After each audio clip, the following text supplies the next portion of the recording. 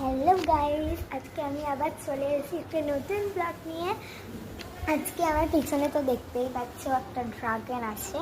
এই ড্রাগনটা তোমাদেরকে আমি অনেকদিন ভাবছিলাম যে শেয়ার করবো, কিন্তু পাকা আছে এখনও। আমি কবে এনেছিলাম, হয়তো 2 দিন আগে এনেছিলাম। আমার তবে এক্সাইটেড ছিলাম যে তোমাদের সাথে এই ব্লগটা শেয়ার করবো যে আমি ড্রাগনটা খাচ্ছি। এটা ফার্স্ট, সববার খাওয়া হয়ে গেছে কিন্তু আমি খাইনি।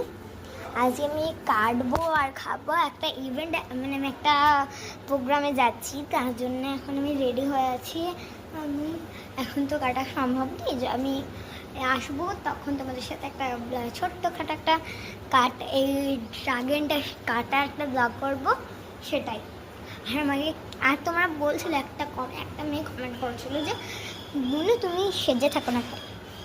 আমি সাজি না কেন, এই দেখো আমি একটা ছোট প্রোগ্রামে যাচ্ছি, মানে এটা একটা গুরু পূর্ণিমা। আজকে সবাই জানো আজকে শুভ গুরু পূর্ণিমা, আমার পূর্ণিমা। আর আমি একটা ছোটোখাটো ইভেন্ট আছে, আমি এটাতেও সাজিনি, দেখে নাও।